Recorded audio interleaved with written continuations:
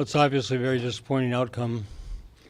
Again, 2 weeks ago, the 4 caucus leaders and I agreed to the parameters of a bill to provide 25% premium reduction for people who don't qualify under the Affordable Care Act, and the clear understanding was that they would pass that measure as it was contained in the bill that the proposal I made 2 months ago, October 27th, and put in a legislative form on Tuesday, and the other 3 caucus leaders have expressed their willingness to go ahead with a bill that fits that parameter. And we agreed that if they could find a continuity of care provision that was workable, that would be added. And all this other stuff they threw in yesterday afternoon at the last possible minute has not been discussed in any of our leadership meetings. They haven't vetted these ideas with people who got to carry them out. So, they have nothing that would bring relief sooner to people who need it. In fact, it would most likely delay it, as they'll find out when they act in January, if they are going to proceed the first week when they say they will, when there'll be a chance for people who are going to be affected by this in the delivery system to comment. So it's just really a shame. It's really a shame that they weren't willing to, Speaker Daudt wasn't willing to live by the agreement that he made 2 weeks ago. And until, as I say, yesterday afternoon, that was my understanding that we were going to proceed on that basis. That's the understanding of the other 3 caucus leaders. And now he's just upset the apple cart. Governor, you stand accused of succumbing to union pressure and contributing to. I haven't heard from a single union about this. Not a bit. Governor, you just now blamed the Speaker for upsetting these negotiations. Do you feel you bear any share of the blame? Well, we both share blame, but it's not about blame. It's about getting it done for Minnesota. And I don't frankly know what else they could have done. This bill, the other 2 bills aside, this bill was agreed to 2 weeks ago. And there's nothing, no indication from anybody in the Republican caucus, starting with Speaker Daudt, that they were going to make any changes beyond the one we agreed to.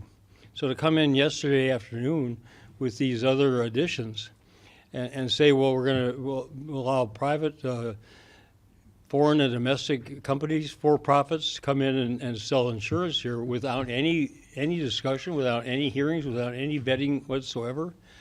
I mean, it's just nonsensical. So I just have to believe they wanted to scuttle the special session, and they wanted to try to blame it on me. And people, it's not about who's to blame or not to blame. It's about, what about the people, 121,000 Minnesotans, who deserve to know what kind of relief they're going to receive.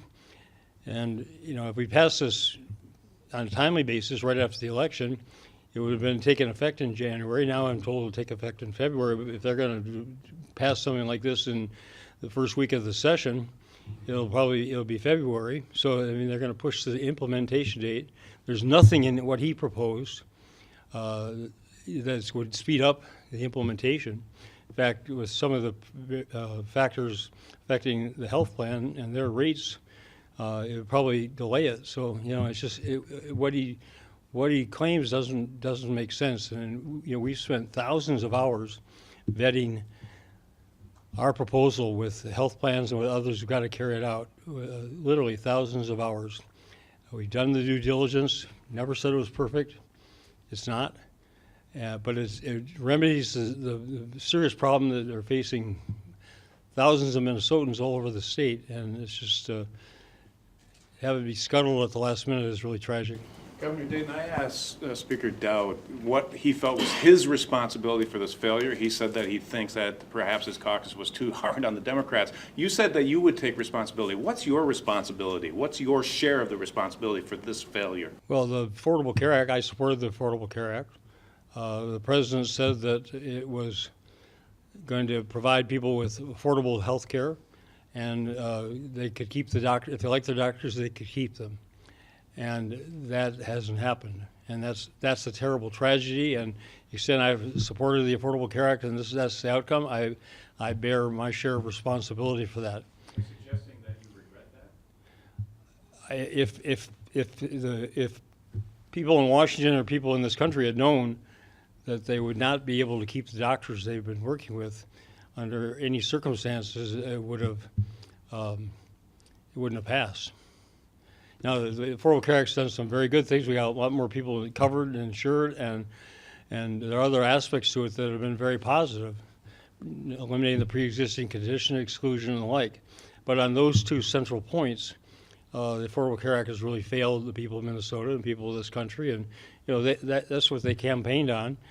And I bear my responsibility for MNsure for the poor start. I think it's working well now, as the average wait time has been 7 seconds until yesterday it surged and it was 6 minutes. So, MNsure is doing what it's authorized to do and what it can do under the Affordable Care Act. But the uncertainty and all of the problems that accompany people not being able to keep their health care, afford their health care, I take my share of responsibility for it. And the Speaker's absolutely right when he says, I and others responsible for creating the situation. But the fact is, that's the situation we're in.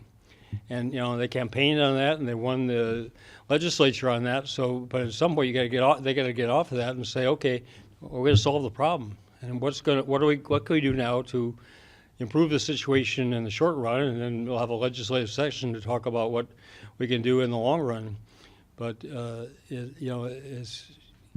it's gotten past the point where they can just be against whatever I propose and find fault with it. Now they need to come forward and say, if he's got a better idea that's going to deliver premium relief on January 1st. I haven't heard it, and it's not contained in his the things that they passed out yesterday afternoon at the last minute. So, they'll come back the first week. He says they're going to pass something in premium relief the first week. They can toss these ideas in the hopper. At least there'll be hearings. There'll be a chance for people to debate them and vet them. And we'll see what's workable at that point. Governor, how about no bonding bill? The speaker in the hallway just said, well, we won't be doing a bonding bill in the coming year either. So that's 2 years with no bonding bill. Well, How do you feel about that? That's his decision. I'll submit a bonding bill the first week in January. And it's be largely the bill that didn't pass. They didn't pass the bill. So they didn't do their job last May. And we've spent 7 months trying to find a common ground on that. And I submitted what I believed was a representation of what we had agreed to at the meeting on December 2nd. He said that they would take the cash out. He said that they would give up the highway earmarks, and that they would find a room to accommodate the proposals I'd made that weren't included. We said we would keep to the $999 million limit. I mean, what I submitted on Tuesday, which he takes umbrage with, is really was my best representation of what I understood our agreement was.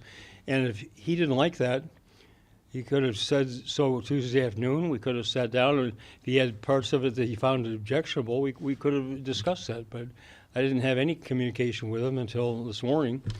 Governor, what for about 2 what it weeks. means for Minnesota, though? For Minnesota, $1 billion worth of projects gone, not back for years. Well, it's very unfortunate, and it sets things back, which is why I proposed the bill, why I pushed for the bill. I've spent 7 months trying to get this resolved, and it's a shared failure, and it's bad for Minnesota, no question about it. Do you anticipate using the tax bill as leverage to get a bonding bill? I don't know what the... Well, you've got I a don't know veto, what and they the don't sen- have enough votes to override it in the Senate, right? I don't know what the scenario is going to be come January 3rd. I don't know how they're going to proceed. I mean, I'll propose a tax bill the first week, as I've said I would. I'll propose a bonding bill. They could act on the bonding bill. They could act the first week or the second week, and we could have it in place for the next construction season. And if they wait until the end of the session, or if they don't do one at all, then, I mean, that's their responsibility. But, I guess underlying that question is, what kind of session are we looking at? a very difficult one. Very, very contentious. Very charged with the politics of 2018, people running for governor and wanting to stage confrontations to build their standing with their own party and their visibility, and it's going to be very difficult. And we have genuine differences. I mean, they're very legitimate, real differences in priorities and perspectives between Republicans and Democrats. And it's a very closely divided electorate. It's a very closely divided legislature, especially the Senate. And so we're going to have a major controversy, and it's going to be even more charged because of all the political drama that's going to underlie it. And it's going to be a very difficult session. Governor, along those lines, did you really expect anything to come out of this meeting today, or was the acrimony about what you expected? And as Speaker Daudt said, did you design it that way to play to the cameras? No, the suggestion was made at yesterday's meeting, why don't I have these in public settings? And particularly given that we didn't have a, explicit documentation of what we agreed to 2 weeks ago. So it's he said. So I wanted to have whatever we agreed to be clearly on the public record. And I'm going to be strongly inclined to have all of our discussions next legislative session in a public setting, because I can't rely 2 weeks later on what was agreed to and what was said at that point in time. So it was a good suggestion. Will you give everybody helmets and pads? So, Will you give everybody helmets and pads when you do the next set? Well, I'll give you those virtual reality things you can look at, and that'll be a step up. Governor, you also were very critical of Speaker Daudt for being in the Virgin Islands. He pointed out you go to governors' conferences on a regular basis. This is part of what they do. Was it fair? In Washington, we go in February in Washington on a weekend.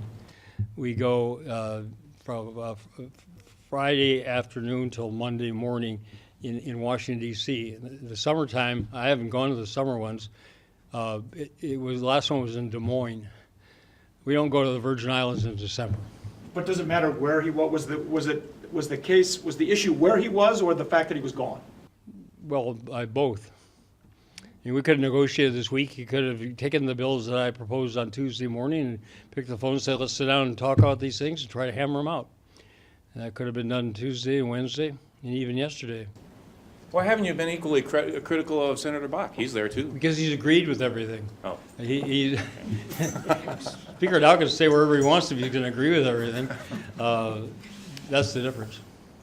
Are your private meetings and negotiations with the speaker like what we saw today, or is this a different? No, this was more charged, emotionally charged, and obviously playing for the cameras. Governor, you're talking about the political charged atmosphere right now. Can you get anything accomplished? Well, we'll see. I'll do my best. This is my last 2 years in office. I want to end on the highest possible note, and I'm going to achieve as much as possible. My priorities are early childhood education is something I hope we can agree on. Transportation, we'll go back to the same runaround we had in the last spring, but the situation is getting worse, and nobody has got a better idea for providing the kind of funding we need over the next decade to improve our transportation network, and that directly affects jobs, especially in greater Minnesota.